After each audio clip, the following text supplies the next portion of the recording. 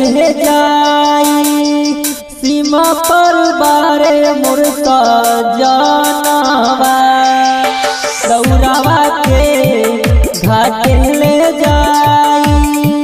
सीमा पर बारे मोर सजनवा तोहरे तो दिहल एहो छठी माई गोदिया में बारा मुरला तोहरे तो दिहल एहो छठी माई गोदिया में बारा मुरला दौड़ावा के घाट ले जाई सीमा पर बारे मोर सजनवा दौड़ावा के घाट ले जाई सीमा पर बारे मोर सजनवा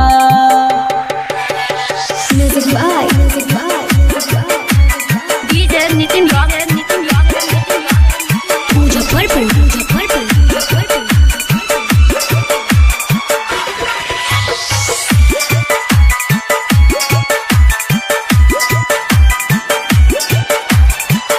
एक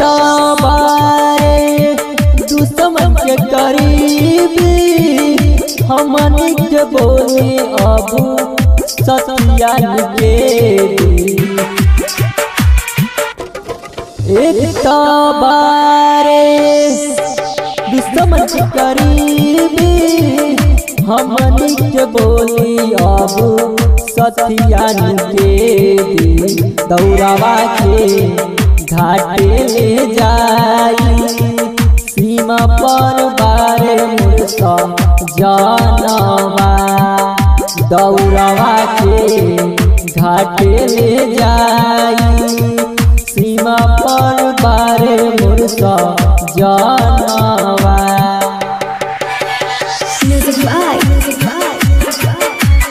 डीजे नितिन रॉक मुजफ्फरपुर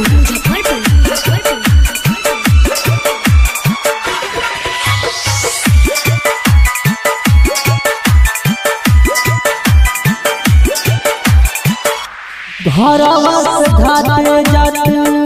ऊ हमरो साथे लेके दौड़ावा चलत अपना माथे घरवा से घाटे जाते ऊ हमरो साथे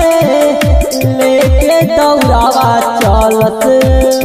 अपना माथे दौड़ावा के घाट ले जाई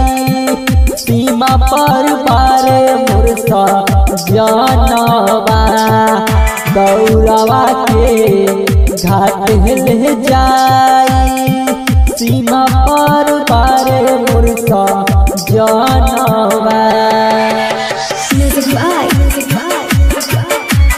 डीजे नितिन रॉक मुजफ्फरपुर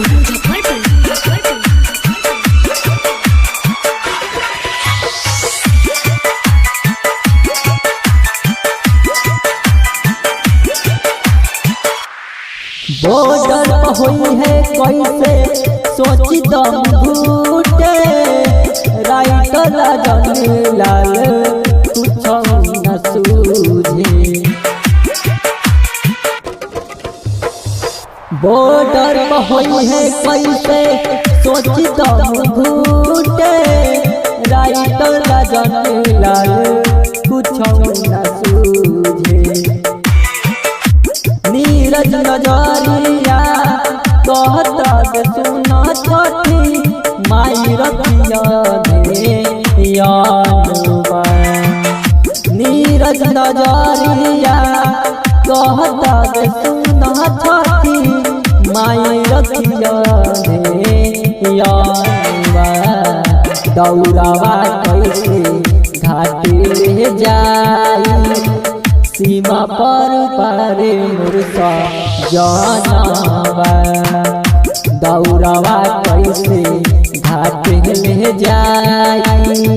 सीमा पर बारे मोर जनवा। मुजफ्फरपुर मुजफ्फरपुर मुजफ्फरपुर मुजफ्फरपुर मुजफ्फरपुर।